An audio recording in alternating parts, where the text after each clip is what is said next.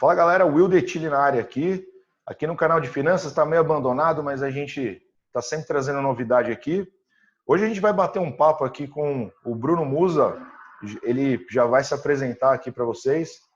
E a gente vai falar muito sobre... Bom, a gente vai falar da crise atual, que é uma coisa que está preocupando muita gente. E a gente vai focar também nessa parte mais de finanças pessoais, né? De como você poupa, como você consegue ter uma vida financeira mais tranquila e depender menos de terceiros e ter mais autonomia sobre a sua vida financeira. Por mais difícil que isso pareça, galera, é possível, tá? Mesmo que você seja muito pobre e tal, é possível a gente começar a criar mais autonomia sobre o nosso dinheiro. Bruno, se apresenta para a galera aí. Bom dia pessoal, tudo bem? Will, bom dia. Obrigado pela oportunidade. Vamos tentar levar esse bate-papo. Às vezes, para muitas pessoas, parece um assunto um pouco maçante, um pouco chato, mas vamos tentar trazer o máximo de clareza e falar no mais português possível, menos técnico possível, para mostrar que realmente faz sentido você criar novos hábitos, para você poupar, para você ter uma vida financeira independente. Bom, eu tô no mercado financeiro há 14 anos, eu sou sócio da Aqua Investimentos. Hoje a gente cuida de patrimônios de diversas famílias, então a gente ajuda essas famílias a investir, né, determinando o perfil de cada uma, seja no Brasil, seja fora do Brasil. A gente tem toda essa atuação Brasil, Estados Unidos e Europa. E a empresa foi fundada em 2012. E hoje, do Brasil, dessas empresas desse sentido, são 650 empresas mais ou menos no Brasil que fazem o que a gente faz. A gente é a quarta em tamanho, tá? A gente está com 5 bilhões, então a gente tem 7 capitais no Brasil. E hoje a empresa ela já está mais estruturada. Então, há 4 anos atrás, eu comecei, em paralelo a isso, um projeto de educação financeira, que era realmente mostrar para as pessoas como poupar, como criar hábitos financeiros saudáveis, né? Muitas vezes a gente acha que são coisas extremamente complexas, mas é muito mais simples do que a gente imagina. Passa pelas 4 operações básicas da matemática que a gente aprende no colégio, ainda no primário. Não tem nada de super extravagante aqui. De novo, passa muito, e eu até fui atrás um tempo e fiz cursos, estudei a fundo sobre comportamento do investidor, né? E tudo disso que eu quero falar hoje aqui passa muito mais pelo comportamento, pela inserção de novos hábitos de pessoas, do que efetivamente por conhecer a fundo o mercado financeiro. Então, acho que a gente, claro, não pode deixar de falar do momento que a gente está vivendo, dessa crise. Se a gente quiser passar depois como investir ou algumas dicas, né, que a gente pode dar aqui com a experiência que a gente tem.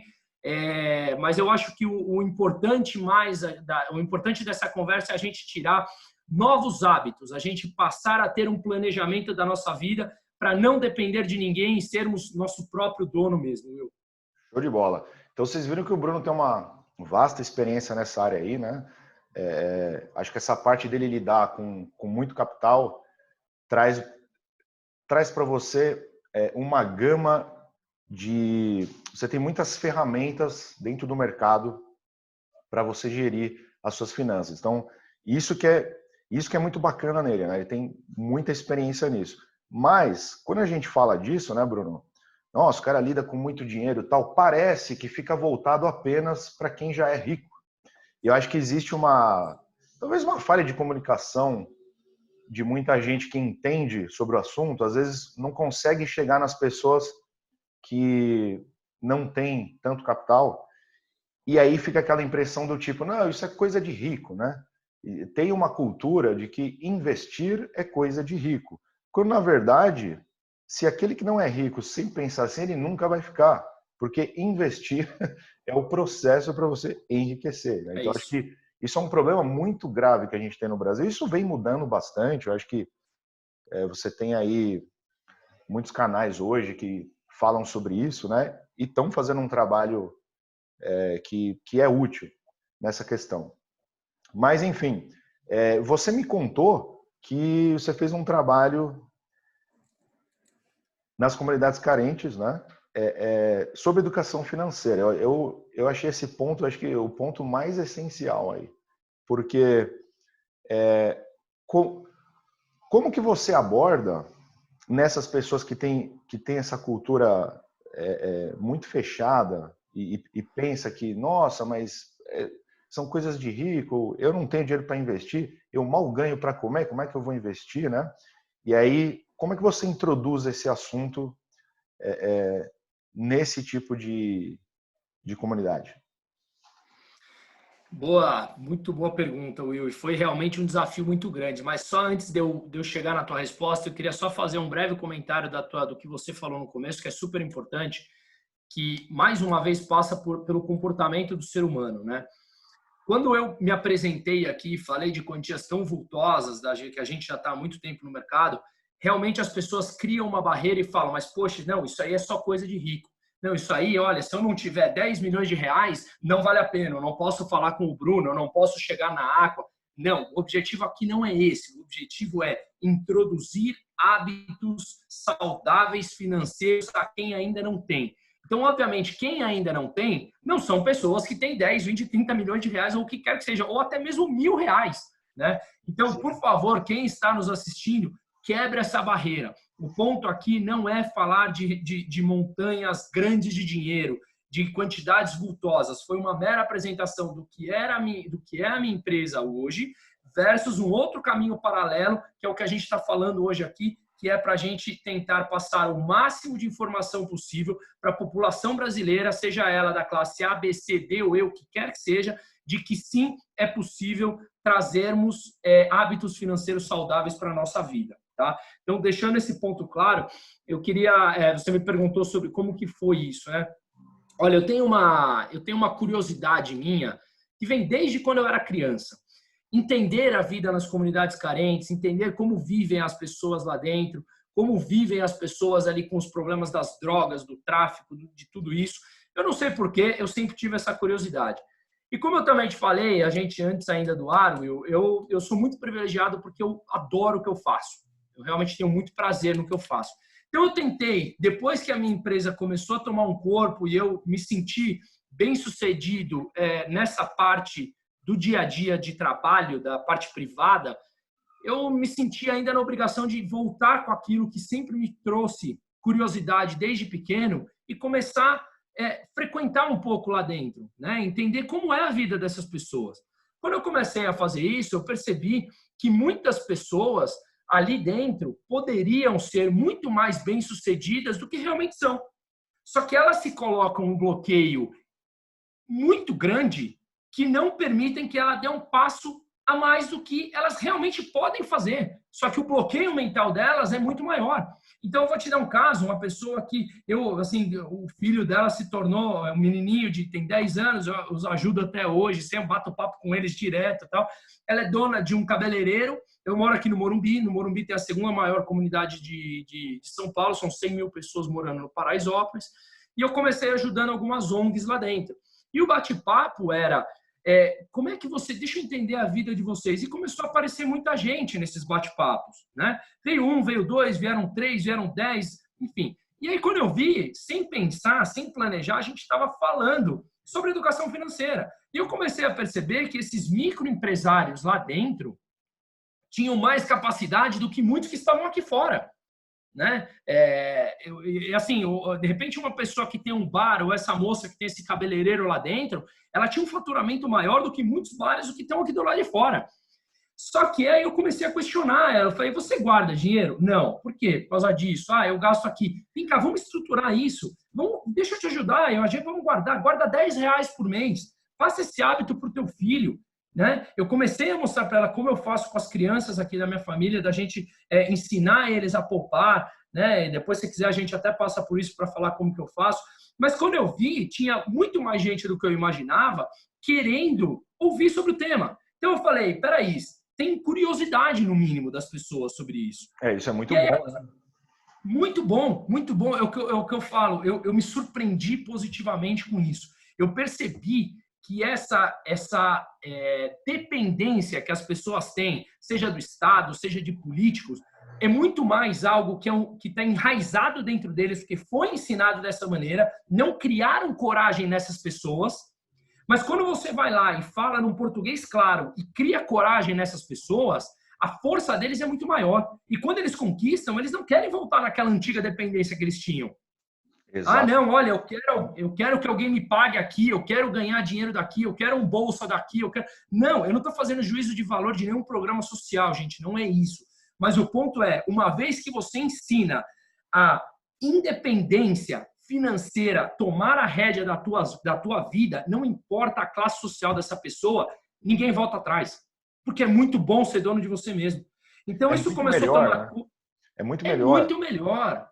É muito melhor, Will. Então, um começou a avisar o outro, que avisava o vizinho. Quando eu vi, a gente estava num bate-papo informal ali, em um monte de gente, e isso começou a tomar corpo. E até foi uma outra. E aí, com isso, me chamaram uma vez, e aí eu já deixo para você seguir.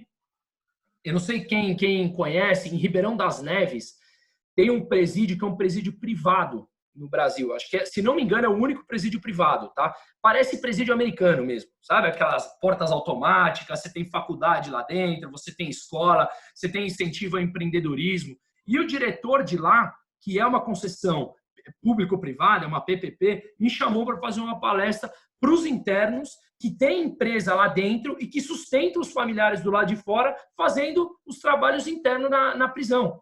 Então, essa diferente comunicação que eu tive entre os meus clientes que são de alta renda versus a parte na comunidade versus o outro dentro do presídio que já sustenta as suas famílias porque tem empresa, CNPJ e tudo mais dentro do presídio, assim, me deu diferentes horizontes que eu percebi que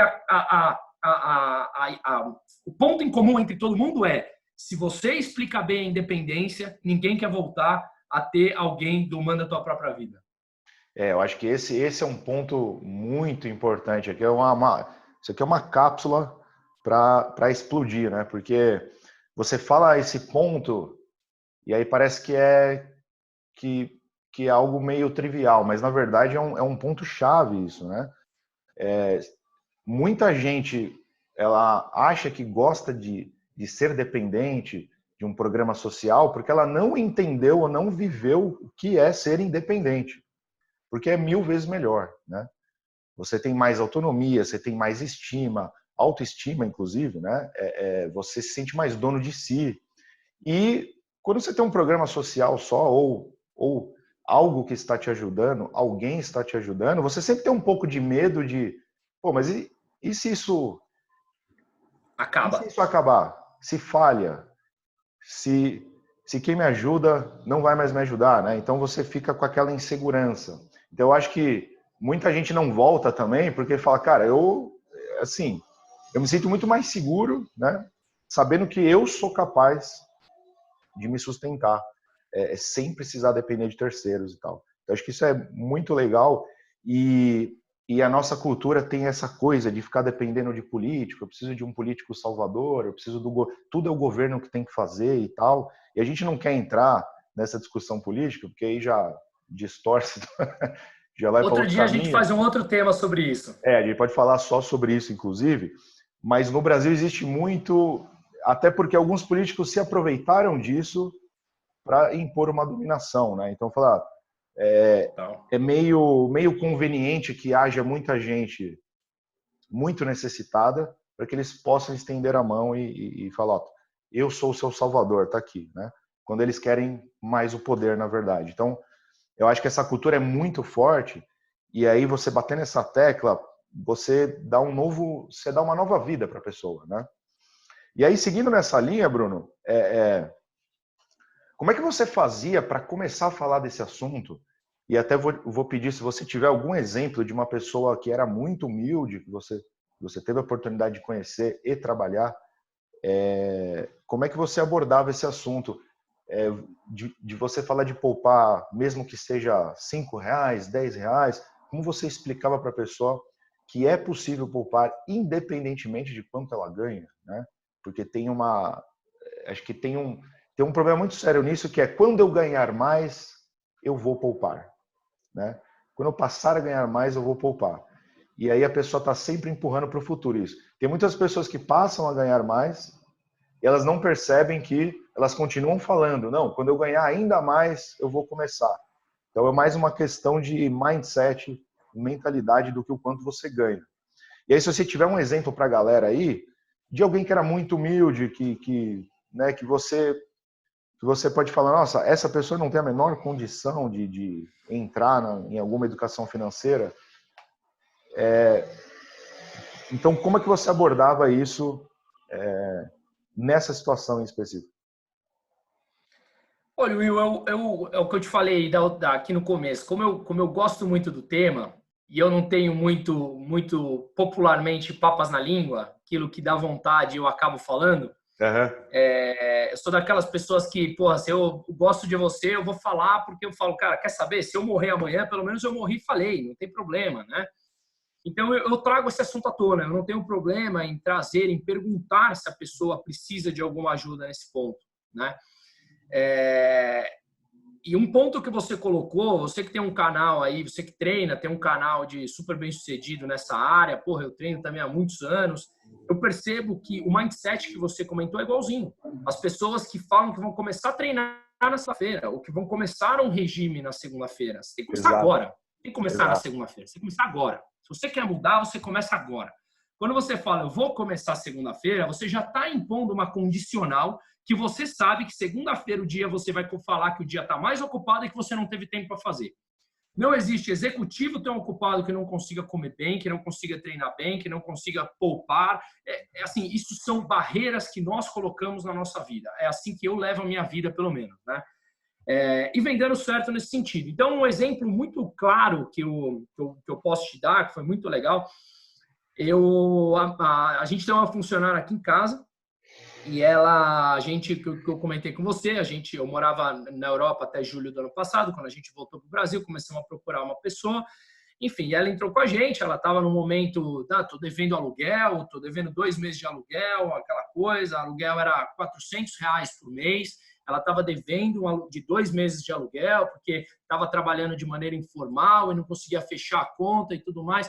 Legal, e aí ela veio trabalhar com a gente, agora está 1 ano com a gente, e eu comecei a abordar ao longo do tema com ela. Eu falei assim, olha, você sabe por que lá onde você trabalhava a pessoa não queria te registrar? Não sei. Falei, não é por maldade dela, ela não conseguia, porque os custos no Brasil de você registrar alguém é muito caro.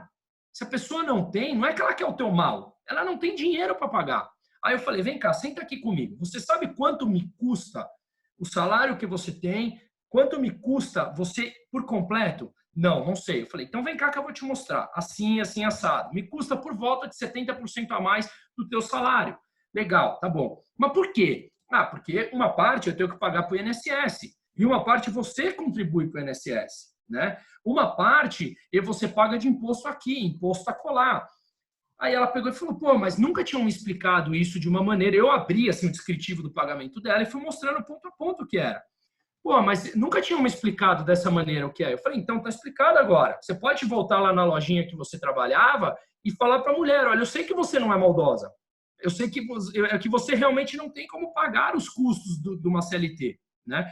Então, aí eu comecei a falar para ela, legal, então agora você tem dinheiro para fechar suas contas do mês?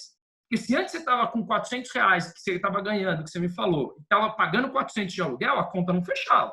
Agora que você tem uma renda já bem maior do que isso, você consegue fechar a tua conta? Falei, você tem que conseguir. Cabe dentro do teu aluguel, cabe dentro do transporte eu que te pago. Então vamos lá, nem que seja R$10 por mês, eu vou aqui, entre aspas, te obrigar a guardar e eu vou te ajudar a guardar esse dinheiro. Então a gente vai abrir uma continha aqui, você vai todos os meses depositar esses R$10 aqui. Ou 10 ou 20, vamos fechar a conta da tua casa. Quanto você gasta aqui? Aqui. Quanto você gasta para que cuide do teu filho? Isso. Quanto você gasta de supermercado? Isso. Quanto teu marido ganha? Isso. Quanto... Legal. Então vamos traçar aqui um espelho da tua vida. E aí, quando você vê, quando eu coloquei tudo numa planilha com ela e falei, senta aqui 30 minutos do meu lado. Ela olhou e falou, sobra dinheiro. Falei, pois bem, o que você vai fazer com esse dinheiro? Não vai aumentar necessariamente o teu padrão de vida. Porque o que sobrou de dinheiro também não é suficiente para você aumentar teu padrão de vida. né? Vamos aos poucos, guarda, ensina teu filho que tem 4 anos a começar a poupar. E hoje ela já tem uma continha ali que, poxa, para ela é um montante significativo. E o mais importante, eu não estou me preocupando aqui com o valor. Eu estou preocupado com o hábito que foi inserido na cabeça dela e que ela já passou para o filho de 4 anos. Entendeu? Então, acho que esse é o exemplo mais próximo que eu posso dar. Acho que você está mudo, Will. Não, eu estava pegando um Boa. papel aqui, porque eu queria anotar algumas coisas que você estava falando. Então, eu acho que você tocou talvez aí em 2 pontos que a gente pode explorar. Uma coisa, quando a gente fala, você vai começar a poupar, esse não é o primeiro passo ainda, né? O primeiro passo de verdade é você fazer uma planilha com tudo que você gasta. É você fazer esse controle. E aí tem gente que já torce o nariz aqui, né? Fala, porra, fazer uma planilha, Total. que chato, não sei o quê. Tá, você pode anotar onde você quiser, não precisa ser um Excel. Que se você faz uma planilha, fica mais organizado, é só isso. Mas a ideia é você saber o que você gasta. Tem gente que não sabe o quanto ela precisa por mês para manter o padrão dela. Tem gente que não sabe disso, né? Porque ela gasta em várias coisas que ela nem lembra, sai para comer fora, não sei o quê. No final das contas, ela não tem a menor ideia de quanto ela gasta. E tem pessoas que têm dívidas e não sabe quanto gasta. Então, isso é muito problemático. Então, acho que o passo número 1 é você sentar, botar a bunda na cadeira e escrever conta por conta ali. O que eu pago de aluguel, o que eu pago de comida, o que eu pago de transporte e tal. E você separa por contas. Por quê? Porque quando você separa por contas, você sabe às vezes que você está gastando mais em uma coisa que de repente você pode cortar. Tem contas que não pode cortar, né? Você não consegue cortar o seu aluguel, né? Você pode mudar de casa, tudo bem, mas você não é uma coisa simples, né? Mas tem contas, por exemplo, que você sai para comer fora e você fala, nossa, eu estou gastando demais com isso aqui, né? E eu posso cortar um pouco aqui. E aí você coloca no papel e aí você começa a ver, pô, será que sobra R$10 por mês, né? Aí as pessoas falam assim, isso é até um outro ponto para explorar. As pessoas falam, pô, mas R$10 por mês, cara, né? Porra, não vai dar nada isso aí. R$10 por mês vai dar R$120 no ano. Você põe na renda fixa aí, não está dando nada de juros. Mas a questão não é que isso vai te tornar rico. A questão é o hábito que você vai criar. E quando você passar a ganhar mais, você já tem o hábito de poupar. E esses 10 vão virar 20 por mês, 30 por mês, 100 por mês. Um dia você pode chegar a 1.000 por mês. E aí você começa a formar patrimônio, né? Então, acho que esse é um ponto importante. E o outro ponto que você falou também, que é o padrão de vida. Eu acho que o conceito de poupador e investidor, ele necessariamente passa, né, se você falar com pessoas que têm esse perfil, eles são pessoas que não são imediatistas no consumo. Porque, na verdade, quando você investe, você faz uma troca, né? Eu deixo de consumir agora para ter mais no futuro, né? Você consome, claro, você vai consumir boa parte do que você ganha, você tem que sobreviver e tudo. Mas aquilo que você poupa, você faz uma troca onde você não consome agora para ter mais no futuro. Então, existe uma mudança de mentalidade no seu imediatismo, né? E as pessoas querem sempre um padrão de vida superior ao que ela pode. Por isso que elas se endividam, né? Enquanto os poupadores têm um padrão de vida abaixo do que eles podem. Então, você vive abaixo das posses. E se você falar com gente muito rica, que tem esse hábito de poupar, eles também vivem abaixo das posses. Só que o cara ele tem tanto capital que mesmo ele vivendo abaixo das posses, ele já tem um padrão muito elevado, né? Mas ele começou lá de baixo, foi sempre assim, vivendo abaixo das posses. Então, acho que são 2 pontos importantes para quem está começando a entender esse assunto, né? Perfeito, Will. Perfeito. Você colocou assim mais claro impossível.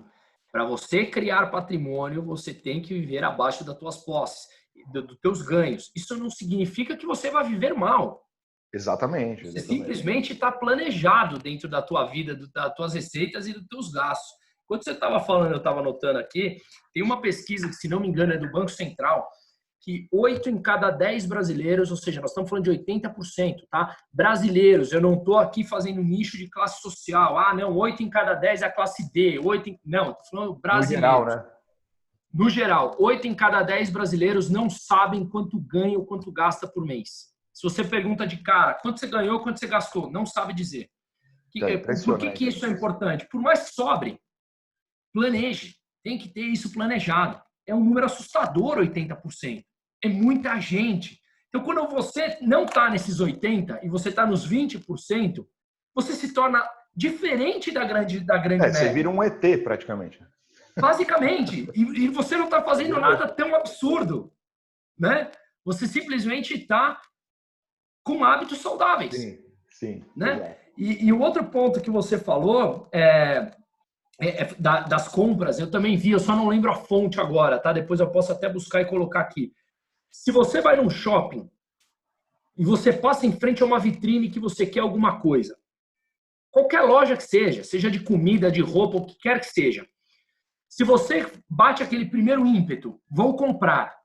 Se você simplesmente fala, beleza, vou comprar, mas não agora, eu vou dar 2 voltas no corredor e volto, já 70% passa. Das compras não são realizadas. Já passa, exatamente. Significa que esse dinheiro que você ia gastar, ele não é necessário. Não é algo que você queira. Porque se você vai no supermercado comprar comida, você pode dar 10, 15, 30 voltas no supermercado e você vai comprar comida, você precisa comer. Exato. Né? Agora, a roupa, não. A roupa é um ímpeto que chega na gente. É uma emoção que chegou ali, tomou conta da gente, numa estratégia de marketing bem sucedida da empresa, você vai lá e compra. Será que esse dinheiro que a gente gastou era realmente necessário? Eu estou falando tudo isso até porque, como eu falei no começo da minha apresentação, eu já atuei nessa parte de educação financeira e eu agora estou até voltando com isso, porque é um negócio que eu sempre gosto. Eu estou criando já um curso que está praticamente pronto, em uns 2 meses deve estar no ar.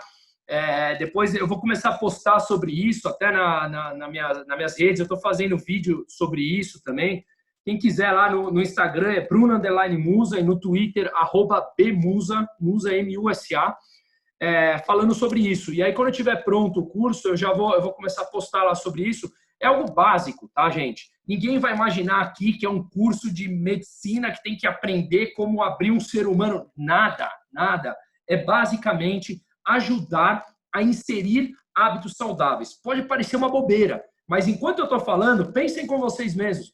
Quantas pessoas realmente fazem isso sozinho, quando deita a cabeça no travesseiro e faz? Eu costumo fazer uma analogia, Will, que você você gosta de saúde também vai gostar, ou já deve ter ouvido. Todo mundo que está no processo de emagrecimento sabe que se ele comer frango grelhado com salada e andar 1 hora em volta do quarteirão todos os dias, ele vai emagrecer. É o corpo humano. Você ingere menos caloria do que você gasta, você vai você vai emagrecer. Ponto. Tá? O hábito financeiro é a mesma coisa. Exatamente. O cara sabe que ele tem que poupar, o cara sabe que ele tem que controlar os gastos dele, mas ele não faz. Ele esconde o chocolate embaixo do colchão dele. Por quê? Porque ele fala, deixa para amanhã. Amanhã eu faço. Amanhã o dia vai ser mais bonito que hoje, eu vou fazer. E você vai postergando a tua vida inteira e os juros vai te entrando aqui, que você está devendo para o cheque especial. Quando você vê, você está com a cabeça lá em cima, não consegue mais respirar. Então, o curso que eu fazia já, que eu tive que parar até para tomar conta da Aqua, na época que estava em pleno crescimento, e hoje eu volto justamente por pura paixão a isso, é porque eu percebo que o ser humano simplesmente precisa de um empurrãozinho para você ter um controle dos seus hábitos. Simplesmente isso. Parece muito banal, mas não é. A maioria das pessoas não fazem. Show. Você comentou aí, você tem o Instagram, que é Bruno_Musa. Certo. Eu vou deixar escrito aí para a galera. E você tem o Twitter também? Tenho, @bmusa. E tem canal no YouTube também? Eu tenho um canal no YouTube, eu tenho um canal que eu, inclusive, todos os dias... Bruno falou que vai começar a postar vídeo direto agora. Eu comecei já. Eu comecei, na verdade, semana passada. Comecei na semana passada. Eu tenho um canal até que é da própria Aqua, tá? E que chama Comportamentos Financeiros com Bruno Musa. Mas ele é um pouco mais técnico, tá? Todos os dias pela manhã, eu coloco as principais notícias do dia que que vão afetar os mercados Brasil e mundial, tá? Os mercados locais e mundiais. Essa é um pouquinho mais técnico, porque eu falo sobre dados do mercado como um todo. Mas eu comecei na semana passada a trazer vídeos até que sejam menos técnicos, como a gente está falando aqui. Tá? Então eu comecei a colocar nesses canais e para que a gente desmistifique um pouco essa parte de educação financeira. E o seu canal no YouTube é Bruno Musa? Bruno Musa também. Dentro da Aqua Investimentos, você vai achar o meu lá, que é Bruno Musa. Show. Comportamentos financeiros com Bruno Musa. Assim, são uma série de vídeos dentro do canal da Aqua. Isso? Exato. Certo. Exato. Tá. Bom, então já tem aí as mídias sociais do Bruno. Você falou um negócio muito interessante, cara, que você fez essa comparação com emagrecer, né? Engordar é exatamente você ficar... o fluxo de caixa de uma pessoa é como você engorda mesmo na vida, né? Boa. Você precisa consumir, para engordar, você consome mais energia, mais calorias do que você gasta. Então, você acumula gordura no corpo. E para acumular dinheiro é isso, você tem que ganhar mais do que você consome, né? Então, quer dizer, é a mesma analogia, só que as pessoas fazem o contrário, elas engordam na gordura e emagrecem no dinheiro. E aí o que você deve tentar fazer é inverter o negócio, né? Perfeito. Mas é porque, assim, quando você é muito imediatista, você tende também, se você vê uma comida, você quer comer e tal... Porque isso com comida funciona exatamente igual. Se você vê uma comida que você tem vontade, vai sair do seu programa, né? Se você vai fazer outra coisa, se você desvia a sua mente, aquela vontade passa também. Então, acho que passa por um controle mental e emocional muito grande, né? Sempre esse processo. Então, é muito interessante esse assunto, porque envolve várias áreas, né? É isso que é legal. É muito legal. Bom, enfim, então a gente falou aqui, né, pessoal, que para você começar a poupar, antes de pensar quanto você vai poupar, você tem que ter um controle daquilo que você gasta, né? Não só do que você gasta, você tem que saber o ganho também. E você ter esse lance de eu vou ter um padrão de vida um pouco abaixo do que eu posso.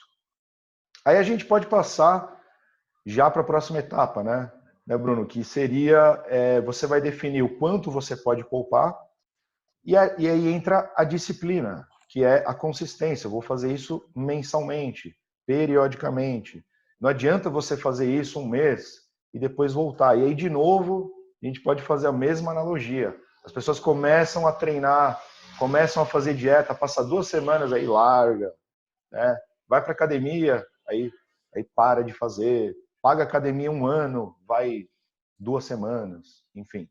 Então, a consistência e a disciplina faz parte, né? Quando você entra nesse mundo, eu vou poupar, se eu não tiver a consistência, não adianta, né? E se você for investir, a mesma coisa. Se você não for consistente, não adianta. Se você tirar o dinheiro lá, tipo, você investiu, sei lá, você pôs em ações, você pôs em renda fixa, se você ficar tirando, você não deixa aquilo agir, né? O juros sobre juros não vai fazer o trabalho lindo e maravilhoso que ele faz ao longo do tempo. Então, a disciplina é muito importante, né?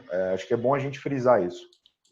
E aí o próximo passo seria como começar a investir, Bruno, para uma galera que nunca ouviu falar de investimentos ou até ouviu falar, mas não sabe como funciona, o que é um tesouro direto, bolsa de valores, então, parece que é uma coisa de outro planeta.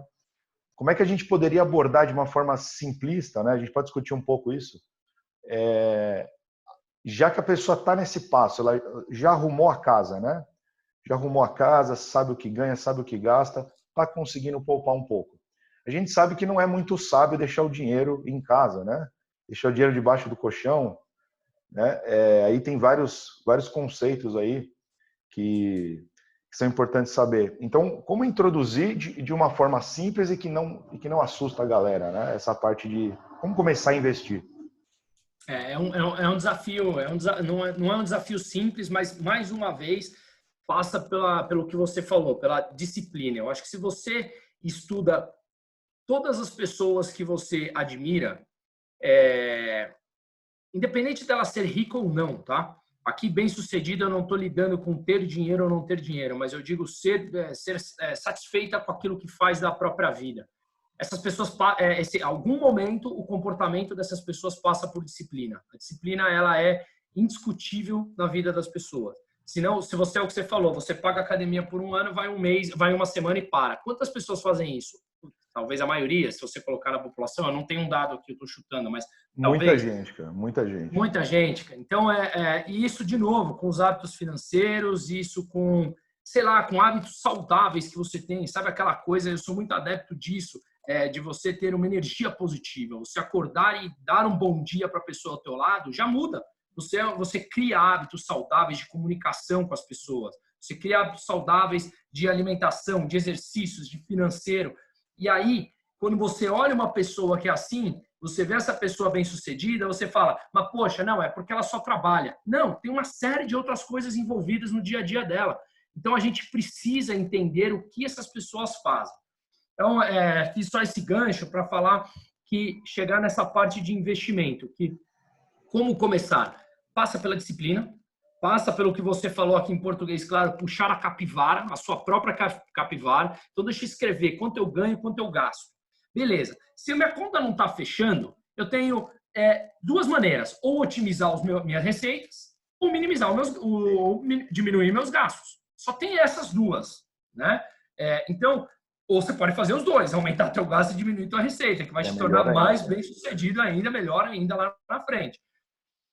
Quando você conseguiu fazer isso e manteve um hábito por um tempo, tem até um livro que eu gosto muito, que chama O Monge que Vendeu Sua Ferrari, é um livro muito fácil de ler, que é realmente um advogado extremamente bem-sucedido, que um dia passou mal, era gordão, perdeu a família, aquela coisa, infartou por causa da gordura, porque só trabalhava e tudo mais, e ele passou 3 anos no Tibete, e voltou como monge para os Estados Unidos, mas não para tentar fazer as pessoas monge, mas sim mostrar para ele novos hábitos de vida. Falar que você consegue ter um equilíbrio entre todas as suas vidas, por mais que você seja um executivo, um jogador, ou o que quer que seja, tá? E aí, ele fala nesse livro que tem uma pesquisa que mostra que quando você realiza alguma coisa por 28 dias seguidos, isso se torna um hábito na tua vida. Então, uma vez que você conseguiu transformar isso aí num hábito, você começou a sobrar dinheiro. Beleza, o que eu vou fazer com esse dinheiro? Como você falou, guardar embaixo do colchão? Não. Por quê? Primeiro, porque dinheiro em breve deve acabar, né? O dinheiro espécie. Segundo, porque se você deixa muito tempo lá embaixo, vai aparecer os bichinhos come o dinheiro. Segundo, porque terceiro, porque você perde para a inflação. A inflação corrói teu dinheiro, ponto final. Então, talvez é o bichinho mais perigoso aí, né? Talvez seja, eu mencionei o terceiro, mas talvez seja o bichinho mais perigoso. Exato, bem colocado. E então essa não é uma opção. Poupança, já sabemos que também não é uma opção. A nova poupança de hoje está dando o quê? 2,8, 2,7 no ano. 70% da Selic, né? Vai dar... A Selic caiu a 3 e deve cair mais. Então, 3,721, 2,1. 2,1 no ano. Então, também não é uma opção. Legal. Então, como é que eu vou começar a investir? É renda fixa? É bolsa? Hoje em dia, a gente tem muita informação na internet. A gente tem que procurar pessoas ao nosso redor que já fazem isso e perguntar quem é de confiança, quem não é. Cara, esse cara que eu estou ouvindo aqui, faz sentido esse cara? Porque também, hoje em dia, você acha vídeo milagroso na internet muito fácil. Coloque R$1 e tira 1 milhão. Pronto, estou rico. Maravilha. A realidade não é essa. Então, o ponto é, aonde eu começo? Se você ainda não conhece sobre bolsa, não importa, começa com renda fixa. Mas não dá nada. É melhor do que... Dá pouco. É melhor do que nada. Aprenda o que é o conceito de investir. Aprenda o que é o conceito de juros compostos, como você falou. Juros compostos devia estar citado entre as 7 maravilhas do mundo. Exato. É um negócio que é incrível. A matemática ela é linda para a gente nesse sentido. Então, entenda o que é a mágica dos juros compostos. Não tem mágica, a beleza dos juros compostos. E aí, aos poucos, a gente vai colocando um pezinho um pouco mais em cada piscina. Deixa eu entender o que é bolsa, vou pôr um pezinho nessa piscina. Deixa eu entender o que é ativos de inflação, vou pôr aqui. Deixa eu entender o que são fundos multimercados, um pezinho lá. Ou seja, busque informações. Mas, novamente, isso volta para o lado da disciplina. A gente vai ter que achar tempo na nossa vida para achar informação sobre isso. Eu costumo falar para os meus clientes o seguinte, independente do quanto dinheiro tenha, você trabalha para ganhar dinheiro. De que adianta você trabalhar 24 horas por dia e cuidar zero do teu dinheiro? Eu prefiro trabalhar 10 horas por dia e cuidar melhor do meu dinheiro. Porque Exato, lá na frente, eu vou conseguir trabalhar 4, 5 horas e meu dinheiro trabalhar para mim 24 horas. É exato. um plano, gente. E as É pessoas não possível. pensam nisso, né, cara? Elas Pensa. veem isso como uma coisa muito distante, não é para mim e tal. Mas não, isso é totalmente possível. Se você começar agora, lá na frente você colhe os frutos. Então, beleza, a gente começou a falar para mais nessa parte de investimentos. Eu acho que uma coisa muito importante quando a gente fala aonde eu vou investir, né? Então, eu vou para renda fixa, eu vou para a bolsa, enfim. A gente tem que falar de perfil de risco, né? E o perfil de risco, eu não sei exatamente como que as pessoas enxergam isso, mas tem que ficar claro que esse perfil de risco é como você funciona na sua vida, não é só com dinheiro, né? Então, se você vai atravessar a rua e você é aquela pessoa que precisa olhar 10 vezes para um lado e para o outro para ter certeza de que não está vindo nenhum carro, talvez você seja uma pessoa muito conservadora. Se você for para o mundo dos investimentos, não adianta você querer pôr lá aí um puta capital em bolsa, que a hora que cai a bolsa você tem um infarto, porque não é o teu, você não tem esse perfil, né? Embora é claro, quando você aprende, você ganha conhecimento, você aprende a fazer gestão de risco, que vai te deixar mais seguro. Mas sempre vai ter um limite para você. Se você é muito conservador, vai chegar uma hora que tem uma porcentagem do seu capital que você não vai ficar confortável em ativos de risco, né? Ativos de risco são aqueles que podem subir, mas podem cair. Você pode ter perdas. Então, eu acho que se a pessoa entra e monta uma carteira de investimentos, tal, e ela não conhece bem o seu perfil de risco, ela aumenta a chance de fracassar, ela aumenta a chance de fazer alguma coisa que vai prejudicar ela, né? Porque o mercado ele é muito volátil, você tem crises, você tem muito aleatório tudo, é muito caótico o mercado. Então, se você não está bem situado nisso, eu acho que você já começa com as chances contra você, se você não entende bem o seu perfil de risco, né?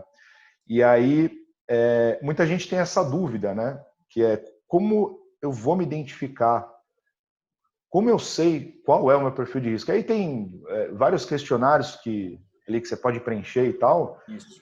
mas a gente pode debater um pouco sobre isso, assim, formas fáceis de você se identificar, né? Eu costumo dizer para a pessoa, tipo, fazer um exercício mental. Eu falo, olha, você quer investir em bolsa? Quanto você quer investir, né, e tal. Aí a pessoa fala quanto ela tem. Aí tu fala, tá, então vamos imaginar que você coloca metade desse dinheiro na bolsa e a bolsa cai 50%. Então, vamos dizer que você tem 10 mil reais, 5 mil reais vai para a bolsa. Você está confortável de ver 5 mil virar 2.500? Aí tem gente que fala, não, você é louco, cara. Não. Aí eu perco muito do meu dinheiro. Então a gente já sabe que 50% é muita coisa para essa pessoa. Aí você diminui o valor, você fala, tá, então você coloca 2 mil, você tem 10, você coloca 2 mil em bolsa. Se cair 50%, vai parar em 1.000. Como é que você lida com isso? Você dorme? Ah, já é um pouco mais legal, já é um pouco mais aceitável, quer dizer, né? Não legal, porque cair nunca é legal, né? Perder nunca é legal. Mas ela fala, mas eu acho que 1.000 reais ainda é muito. Tá, então vamos diminuir mais, vamos para 1.000 reais, e se cair 50% vira 500. 500 de 10 mil, a pessoa fala, não, acho que eu tô ok com isso. Então, de uma forma muito simples, só nesse exercício mental, você consegue ter uma noção. Não quer dizer que é o teu perfil exato ali, você tem que ser um pouco mais minucioso para descobrir. Mas você cria uma noção, né, muito rápida do quanto você pode começar. E você tem que começar errando para menos, né? Não vai começar errando para mais, porque se você coloca muito e tem uma queda, você pode tirar no pior momento porque você não suporta ver aquilo. Então, como é que você aborda essa questão, Bruno? Se você quer adicionar algum comentário sobre a importância do perfil de risco e tal. Quero, cara. Eu acho que Will, esse perfil de risco que o nome técnico dele quando você abre uma conta é o perfil de suitability, né? Ele é extremamente importante. Por quê? Você falou muito bem, eu só queria colocar mais alguns pontos. Porque assim, a gente novamente, vocês vão até me chamar de chato, mas a gente novamente cai na nossa armadilha mental. Vou te dar um exemplo prático do porquê. O ano passado, tudo indo maravilhoso. O Brasil aprovando as reformas estruturais que precisava, a Previdência, vai passar administrativa, vai passar tributária, vai tudo, tal. Tudo lindo, maravilhoso, bolsa subindo, aquela coisa, todo mundo feliz. Aconteceu isso pré-crise em 2008 também. Bom, galera, a gente teve aí um problema aí que caiu o computador aqui, mas vamos continuar. Pode seguir aí, Bruno.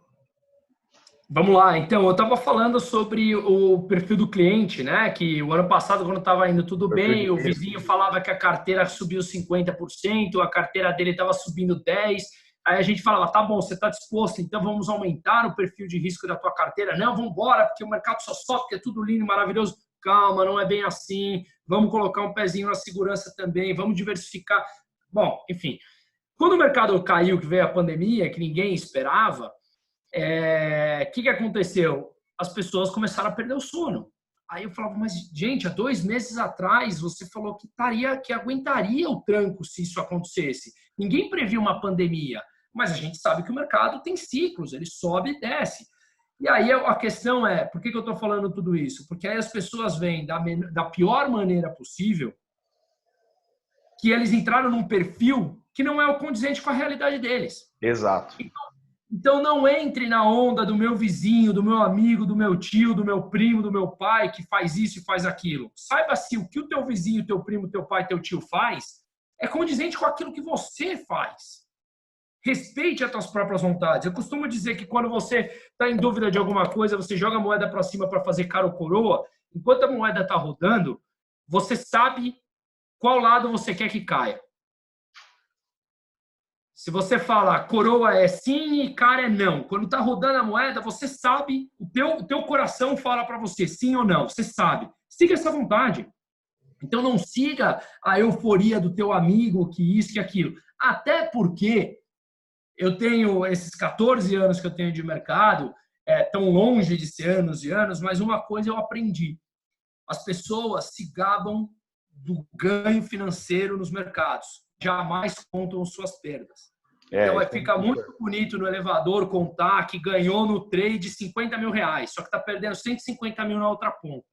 Então, o que eu quero dizer, gente? Respeita a sua individualidade, mantenha o seu próprio perfil, joga a tua moeda para cima e saiba o que você quer que apareça, se cara ou se a coroa, e respeite aquilo.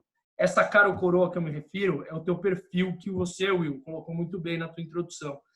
Respeite aquilo que você durma tranquilo com aquele barulho. Não perca noites de sono, porque senão você entra numa espiral negativa de dormir mal, de acordar ansioso, de não trabalhar bem, de perder dinheiro, disso, daquilo. Quando você vê o teu emocional, que a gente falou que é o mais importante, já foi afetado e a corrente inteira da tua vida foi danificada. O treino que você voltou a fazer, a alimentação que você foi bem, você joga tudo por água abaixo e jogou tudo por terra. Foi tudo por terra. Então, gente, respeite o teu perfil, respeite aquilo que você sabe que é o máximo que você aguenta. Eu gosto de fazer analogia com a vida real, como você fez de atravessar a rua, né?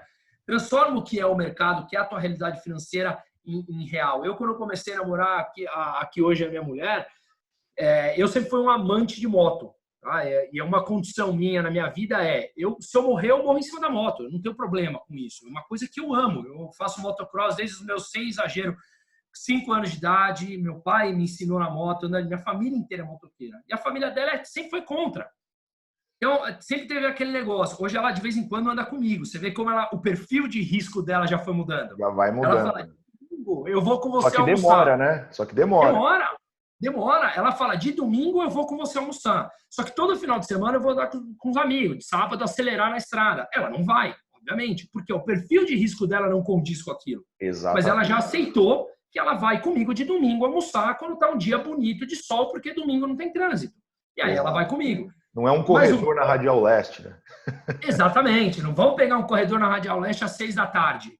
Né? E aí o ponto é que, o que eu quero dizer? Ela aceitou determinado perfil de risco, ela colocou o pezinho em ações, por exemplo, só que ela também jamais, a gente teve conversas, ela jamais chegou para mim e falou, você não vai colocar em ações, você não vai tirar minha moto. O casamento não é uma coisa dessa. É entender o perfil de risco de cada um. Então, o ponto é, entenda muito bem o teu perfil de risco. Se eu coloco ela na minha garupa para eu acelerar numa pista, ela vai infartar. Para que eu vou fazer isso? E se ela me tira isso, eu vou infartar, porque ela me tirou toda a minha ação e colocou só em renda fixa para mim. Não é meu negócio. Né? Então, Exatamente.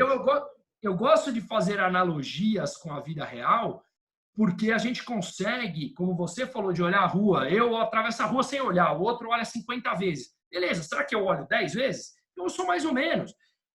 Traduz isso numa vida real para que você veja qual efetivamente o teu perfil é. Não aprenda o teu perfil de uma maneira tomando uma porrada de 40% como uma pandemia agora. Não espere isso acontecer, porque a gente está suscetível a isso. Muita gente, infelizmente, aprendeu agora de um jeito muito duro, né? E o mercado, ele é o grande humilhador, né? Se você tá cheio de ego ali, achando que você sabe de tudo, uma hora o mercado te põe no chão. Você falou um negócio interessante, que foi esse lance de como as pessoas, às vezes, elas acham que sabe o perfil de risco, porque o mercado está subindo. E aí, quando o mercado cai, elas se descobrem mais conservadoras do que elas estavam. Eu acho que a ganância aí, ela é uma armadilha nessa questão, porque quando você está vendo todo o mercado subir, e no caso, em 2019 já estava subindo há 3 anos, né? A gente começou a subir lá em 2016, que foi um bull market, então já tinha 3 anos de alta, você cria uma ilusão, não vai cair. Então não é que não é que você aceitou mais risco, você de uma forma muito ilusória e ingênua achou que não tinha risco. Isso é um grande problema, né? Então você tem ganância de ganhar e falar, mas tá, isso aqui não tem risco, isso aqui só sobe, isso aqui é de boa, tá? Então eu vou entrar. Então não é que você estava tomando risco dentro da sua cabeça, você estava de uma forma muito ilusória, achando que não havia todo esse risco. E aí, quando o risco aparece, você fala, caramba, é isso? Isso que é um mercado de baixa? Isso que é um bear market? Não, eu não quero isso. Né? Então, é por isso que para você ter realmente um conhecimento, você já tem que ter passado por um mercado de baixa. Né? Mas é por isso que eu falei, se você for errar no seu perfil de risco, erra para menos, não erra para mais. Né? Então, vai mais para o lado do conservador. Porque comece por isso. Porque você às vezes não tem consciência de que você está tomando risco, né? Você acha que não vai cair, tá tudo bem, tá tudo melhorando. E uma pandemia era a última coisa que todo mundo esperava, né? Tipo, como que uma pandemia iria afetar todos os mercados? Era uma coisa assim muito, muito inesperada. Então, você vê que o risco ele vem de onde você menos imagina. É muito caótico. Então, isso é outra coisa que você aprende no mercado financeiro quando está há muitos anos. Você nunca pode mais falar que você tem 100% de certeza de alguma coisa. Eu nunca falo isso. Eu sempre falo para as pessoas, olha, tem uma tendência primária de alta, tem uma tendência primária de baixa, mas não é 100% de certeza. Eu sempre termino as frases assim, não é 100% de certeza. Esse ativo aqui é um ativo muito interessante para se você for investir e você pensa no longo prazo, esse ativo é muito interessante, mas pode dar errado. Eu posso estar errado, pode cair. Né? Eu sempre termino as frases assim, porque eu não quero depois ouvir. Aí chega a pessoa e fala, porra, Will, você me falou aquilo lá e olha aí o que aconteceu. Né? Então eu sempre dou o alerta, porque a gente, quando está muito tempo no mercado, a gente vê coisas muito inesperadas. Né? Cara, o que foi a velocidade da baixa esse ano foi impressionante, né? A magnitude da baixa da história, né? Foi a mais rápida da história. A magnitude da baixa a gente já tinha visto isso, né? Em 2008 você teve o Ibov caindo 60% do topo, a gente caiu 50. Só que pode cair mais ainda, né? A gente não sabe. Mas a velocidade que foi essa vez, olha, foi um negócio assim, quem é iniciante realmente deve ter sofrido muito, assim. Porque tem que tomar muito cuidado. E aí eu tenho uma tese aqui para mim que talvez as pessoas hoje mais novas, 18, 19 anos, estão começando a entender um pouco de mercado, não viveram isso, né? Mas E eu gosto de história econômica, então eu me aprofundo um pouco mais nisso, mas na história recente, a gente está falando aí, na minha opinião, aqui vai um pouco mais técnico, quando a gente tinha o nosso CDI muito alto, a gente tinha, colocando em renda fixa, você tinha o famoso 1% ao mês sem risco. Isso, para mim, foi um grande câncer que o Brasil teve. E isso traz com que o comportamento das pessoas hoje sejam distorcidos por uma realidade. Então, a pessoa quer ganhar 1, 2, 3% ao mês, mas não quer tomar risco. Então, você não percebe talvez, não quero usar a palavra besteira, não era essa, mas talvez a ilusão ou a É armadilha meio que que você uma está caindo. armadilha, né? Meio que uma Uma armadilha. armadilha. Ah, não, eu quero. Esses dias, por exemplo, um cliente meu chegou e falou assim: olha, Bruno, eu mandei um dinheiro a mais, tá, olha, eu quero colocar aqui, mas acha algum lugar aí, por favor, então que a gente não tome risco e tenha 10% ao ano. Aí eu olhei e falei assim: você percebeu que 10% ao ano, quando o juros básico do Brasil hoje é 3, o CDI, para É quem não está três muito vezes a familiarizado Selic. aqui, Né? hã? É 3 vezes a Selic. Mais, 3 vezes dá 9. Então, nós estamos falando de É, 350% dos juros básicos do Brasil. Você quer ter 3 vezes os juros básicos, mas não quer tomar risco.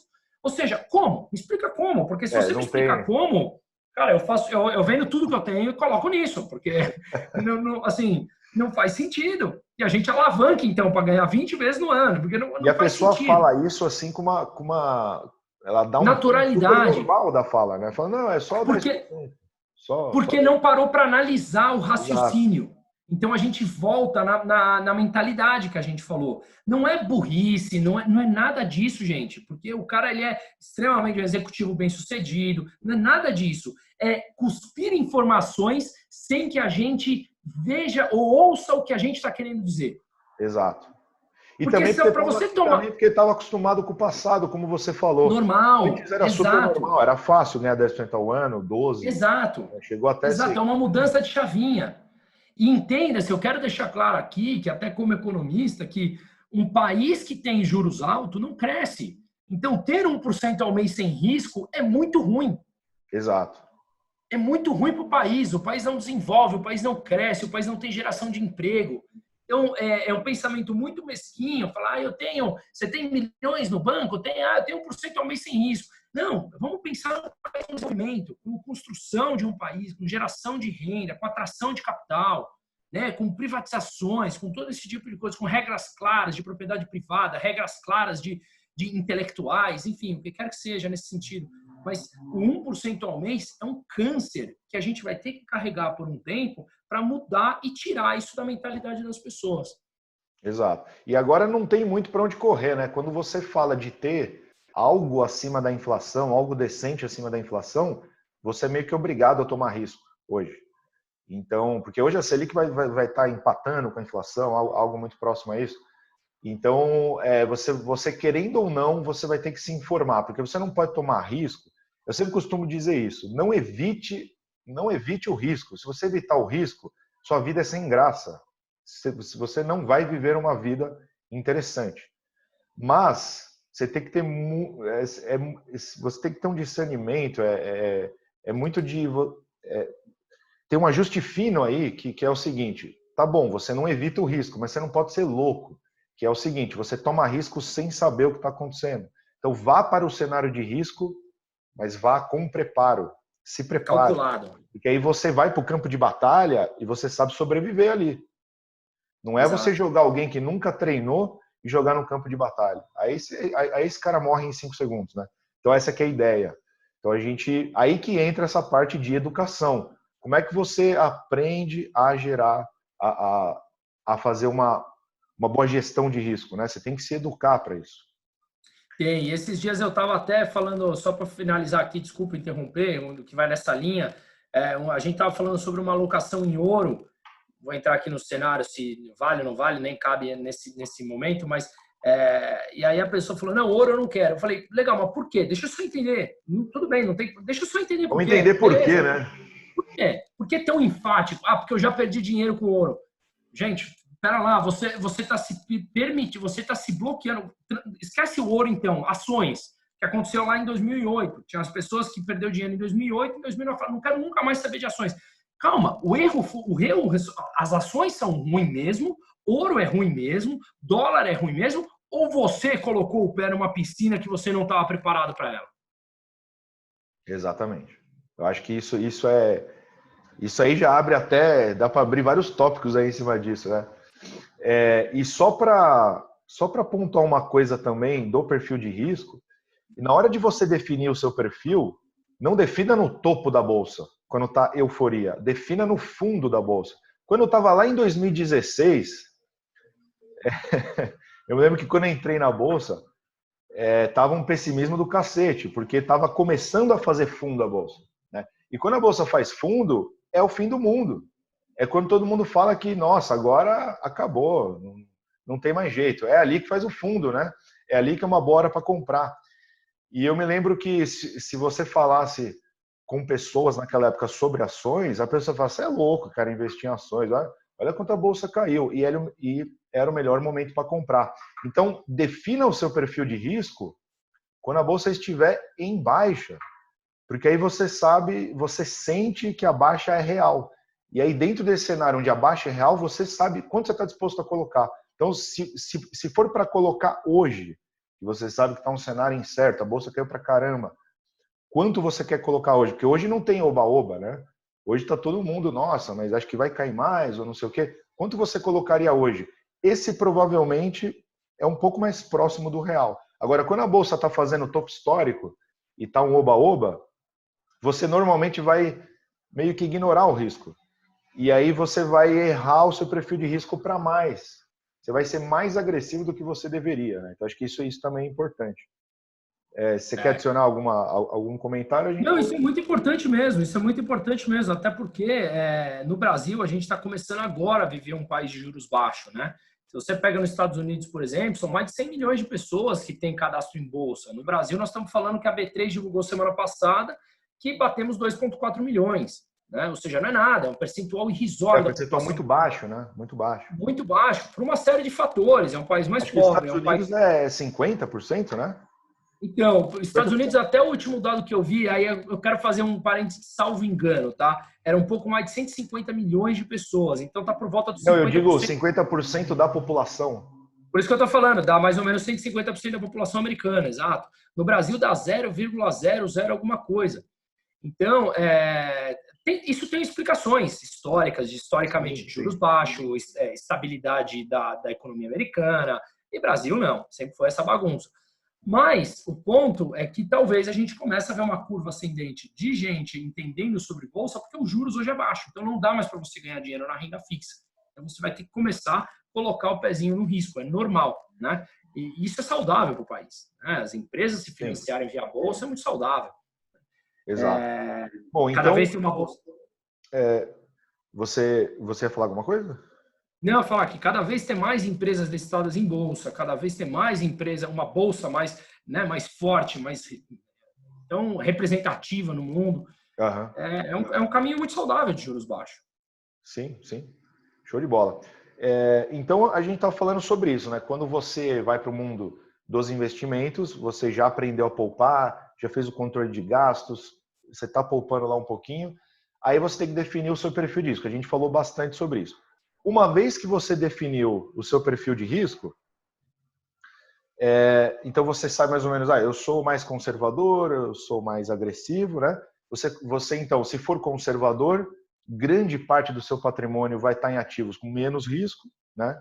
E aí você pode pensar mais em tesouro direto. Talvez a gente pode falar um pouco de fundos multimercados, se fosse entrar um pouco mais técnico, porque eles fazem uma junção de vários ativos e no final das contas não dá um risco tão alto, né? Agora, tem várias nuances aí. Mas a questão é a seguinte, se você é conservador, então, você tem que entender que só uma pequena parte do seu patrimônio vai estar em bolsa. Se você é mais agressivo, você pode partir, você já pode ter mais alocação em bolsa, mais exposição. E aí, isso é para começar. Porque quando você vai se informando, quando você vai aprendendo, você vai adquirindo mais controle sobre o risco, né? E aí você pode, mesmo sendo conservador, aumentar um pouco a sua exposição ao risco, Porque você aprendeu a ter uma gestão mais inteligente do risco. Então, isso vem com o tempo. É por isso que a gente está falando, erra para menos. E aí, com o tempo, você vai se informando, vai aprendendo, vai ganhando experiência e vai começando a ver que o seu perfil muda. Eu acho que o exemplo da sua mulher foi muito assertivo. Quando ela começou com você, ela não podia ver moto. Hoje ela já anda num domingo. Né? Então, Exato. é tipo assim, alguém que não pode ver ações, mas não, tipo, daqui a um tempo ela vai aprendendo, vai se formando, ela coloca ali os seus 10% em ações, né? É Algo, isso aí. algo em torno disso. Então, acho que isso é importante. Porque aí você tem várias ferramentas, né? A gente pode até entrar um pouco nesse tópico. Existem várias ferramentas, né, hoje no mercado financeiro, tem uma gama de ferramentas que você controla risco e que você consegue, mesmo sendo conservador, você tem um conforto em ter mais exposição a um mercado que antes você achava muito muito complicado para você, né? Então tem esse tópico também. Você lida muito com pessoas que você já percebeu que já alteraram um pouco esse perfil de risco nos investimentos, Ah, mais por muito. conhecer essa gama de ferramentas? Muito, muito. Esse último movimento ele foi muito saudável no sentido dentre tudo de ruim que a gente está vivendo, uma das coisas positivas que eu acho que foi o amadurecimento do investidor brasileiro. Claro que aqui o investidor brasileiro, eu estou falando que eu lido com uma camada que é 0%, 0, não sei quanto por cento da realidade brasileira, mas não importa, ela tem que começar de alguma maneira, né? Está Então, amadurecendo, né? Está está amadurecendo de amadurecendo, alguma esse é o maneira. ponto. Esse é o grande ponto. A partir em outras crises que eu já vivi no mercado, você via um desespero muito maior. Nessa, talvez aliada à informação que é muito mais disponível, a gente consegue ver que houve apesar da primeira e segunda semana ali do corona ter sido um trabalho muito mais de psicólogo, de mostrar o comportamento do mercado, calma, analisa, não vamos tomar decisões precipitadas. A gente percebe que a mudança no mindset do investidor brasileiro amadureceu demais. Amadureceu demais. Então, foi Sim. muito Eu positivo isso. percebi isso também. Eu acho que teve menos pânico do que teria se fosse uns anos atrás, porque foram Menos do movimentos que eu muito imaginaria, eu bruscos. também. Foram movimentos muito bruscos, né? E tal. E acho que aí também entra a importância que você, com os seus clientes, como eles já estão bem adequados no perfil de risco, isso deixa o cara mais confortável, né? Então, se você tem várias classes de ativos, Claro. você tem um pouco em ouro, você pode ter um pouco em câmbio, você pode ter um pouco em ações, pode ter um pouco em renda É fixa. isso. A parte de ações está desabou, mas às vezes você tem ativos que vão meio que compensar um pouco essa queda que teve em ações, né? Então, por exemplo, o ouro, por exemplo, é um ativo que tende a se beneficiar nessas épocas de crise, né? E eu acho que ele tá inclusive muito convexo agora. Eu acho que tem muito mais chance de subir do que cair. E então você está exposto a certas classes de ativos, te dá um equilíbrio muito maior, né? E aí você não fica desesperado, não é porque você não tem emoções, você não fica desesperado porque o seu portfólio está sob um certo controle, né? E dentro do teu planejamento. Dentro do planejamento, exatamente. Então, o que Isso. fica claro aqui é que é um trabalho muito não pode ser feito nas coxas, né? Não pode ser feito de qualquer jeito. Tem que planejar. Você vê, desde o início a gente falando lá, você tem uma planilha, você controla seus gastos, você controla quanto você ganha, você vai começar a investir, tem que haver um planejamento, né? Você tem que se perguntar, se acontecer o pior cenário, o que que eu vou fazer, né? Se cair 50%, o que que eu vou fazer? Eu vou simplesmente entrar em pânico, né? Então, acho que você sempre tem que colocar em mente que pode dar um cenário muito pior do que você achava e o que que você vai fazer se isso acontecer. Eu sempre, na hora que eu penso em investir, eu penso nisso. Eu falo, cara, e se eu tiver completamente errado na minha leitura, eu vou suportar isso, sabe? É isso. Exato. Eu vou Exatamente. suportar se eu estou errado e for tudo diferente do que eu achar. Aí eu faço essas projeções e falo, não, tá ok, eu não vou quebrar, eu não vou mudar meu estilo de vida por causa disso, então eu acho que eu posso dar esse passo. Então eu só faço nessa situação, onde eu, né, se tudo der errado, eu vou sobreviver, eu vou estar ok. Então, acho que isso é importante. E aí as pessoas, eu vejo que as pessoas têm um desinteresse em aprender, né, Bruno? A gente percebe que os bons investidores são aqueles que amam esse assunto. Né? Ele não está pensando necessariamente, eu vou investir porque eu já quero comprar não sei o que amanhã. Os bons investidores, eles têm prazer em ver o patrimônio crescer. E aí você tem você acaba tendo um certo amor em falar sobre investimentos, em estudar sobre investimentos, em conhecer pessoas que têm conhecimento para te passar sobre isso. Né? Eu tive um vasto aprendizado com muita gente e li livros, vídeos e tal. Então você entra nesse ecossistema, mas eu percebo que eu gosto muito disso. Não é uma perda de tempo para mim, não é chato para mim. Então eu vejo também um grande problema aí, que é o desinteresse da população por aprender sobre educação financeira. Isso é algo que eu tô nesse projeto que eu te falei aí que eu estou criando, que daqui uns 2 meses os cursos já estão prontos. Eu estou até trabalhando já com algumas vertentes em colocar dentro de algumas das principais escolas em São Paulo. Claro que muita coisa ainda depende. Você vai pegar a escola pública, como tudo que é público, é muito burocrático, é muito difícil, é muito chato. Então, eu estou começando através de escolas privadas, tentar colocar isso dentro do currículo com crianças desde pequeno.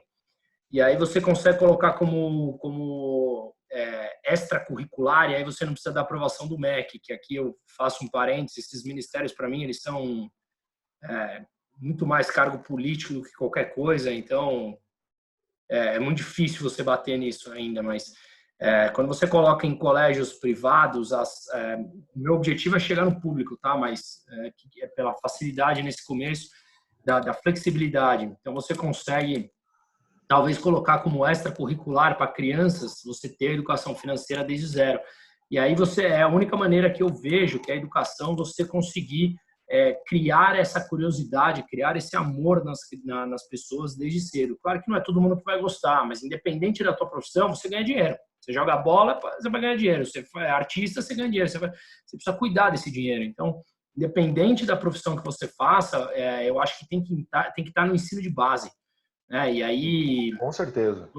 E você fazer também as tuas pequenas tarefas e contribuições para as crianças dentro da tua própria família, né? Ensinar eles ou criar essa curiosidade neles de fazer com que eles poupem. Eu acho que é um caminho longo, não é fácil, mas é um caminho que dá para tomar um corpo muito mais rápido do que a gente imagina se houver contribuições, se houver vídeos como esse, se a gente começar a fazer isso com mais frequência, sabe? Com mais gente vendo, compartilhando, pedindo ajuda. Então, não sei, depois aqui, se vocês quiserem, colocar o meu e-mail aí, se quiser colocar meu e-mail aí também, eu fico à disposição para quem tiver simplesmente dúvida, tá? Não estou nem falando, esquece da Aqua, estou falando dúvidas a respeito do tema mesmo. Estou inteira disposição, tá, Will? Show de bola. Vontade. Muito bom, cara. Você tá com o tempo apertado aí, Bruno? Que horas são? 1h20? 1h20, a gente acho que tem mais uns 10 minutinhos aí, a gente consegue até finalizar, até já para a gente fazer, a gente pode já deixar aqui programado um próximo tópico para a gente fazer que possa gerar interesse nas outras pessoas. Fala para a galera deixar nos comentários até algum tópico que queira abordar, a gente pode fazer mais um vídeo e aí discorre de uma forma bem profunda sobre isso. Aí não custa nada a gente fazer, sei lá, uma vez por semana, fazer 1 horinha de vídeo, sabe? Eu acho que a gente precisa, nesse momento, disso, de contribuir para o bem das pessoas no futuro, porque realmente o cenário que pinta é um cenário de adversidades, né? Um cenário que vai ter muitas dificuldades, né? Então, quem tá despreparado vai acabar sofrendo muito mais. Essa aqui é o lance. Então, eu me proponho aqui, se você quiser, até a gente fazer isso semanal, aqui um bate-papo, porque eu acho que o objetivo aqui, de verdade, é contribuir com as pessoas próximas a gente, o máximo de pessoas do país. Show de bola, Bruno. E você falou sobre educação de base, até vou contar uma história bem rapidinho, eu já fiz um vídeo sobre isso, que isso pode ser feito nas famílias com as crianças também. O meu pai, quando eu tinha 7 anos, eu pedi um carrinho de controle remoto para ele, que era comum naquela época. E aí eu queria, porque queria o carrinho e tal, e eu pedi, era um mês e meio antes do meu aniversário, um mês, 2 meses, alguma coisa assim. Ele falou assim, não, eu não vou te dar o carrinho. Eu vou te dar um pouquinho de dinheiro todo dia, você vai guardar e quem vai comprar o carrinho vai ser você. E aí ele me dava um pouquinho todo dia. E todo dia eu via aquilo crescendo e crescendo. Eu tinha 7 anos, eu nunca mais me esqueci disso. Quando chegou no dia, eu tinha dinheiro para comprar e de uma forma muito categórica, que é fácil de enxergar até para uma criança, eu vi o benefício de poupar ali, né? Só porque eu guardei esse dinheiro todo dia que eu tinha, porque se eu gastasse para comprar uma bala, comprar um chiclete, qualquer outra coisa, eu não ia ter. E ficou muito marcado para mim isso. Então, eu acho que essa educação de base nas escolas, super importante, e nas famílias também, né? Porque a gente educa os nossos filhos também. Então, eu até queria deixar essa historinha que foi muito marcante para mim. Maravilha, Bruno. Muito obrigado pela presença aí. E quem quiser deixar aí outras sugestões de vídeos, deixa nos comentários, galera. Perfeito, a gente faz semana que vem. Já passamos as mídias sociais do Bruno aí, pode seguir Instagram, YouTube, Twitter. E é isso aí. Tamo junto, abraços e bons investimentos. Só para finalizar aqui, Will, Fala aí. você falou dessa tua parte marcante, que é super legal também. Eu, com meu sobrinho, eu tenho um sobrinho de 9 anos, ele mora em Santa Catarina, eu faço isso com ele já tem uns anos. Então eu pego, dou para ele R$ 20 por semana, daria 80 no mês, e eu falo para ele, olha, nessa semana, se você gastou, eu te dou 20. Quanto você gastar, quanto você economizar, não é para você deixar de fazer nada, tá? Mas você tem que economizar um pouco. Então, se eu te der 20, você gastou 10, sobrou 10. Na semana que vem eu te dou 30, que é 20 mais os 10 que você guardou. Mais o que você poupou, né? Exato, só que esses 10 a gente vai poupar de novo, entendeu? Legal. Isso é muito importante para pôr na criança esse benefício categórico, né? Ela consegue enxergar de uma forma muito clara. O importante não é o valor, o importante é o comportamento aí. Show de bola. Que mais pessoas, né, tenham esses exemplos. Então, agora sim, galera, vamos encerrar aqui. Abraços e bons investimentos. Abraço, pessoal. Obrigado.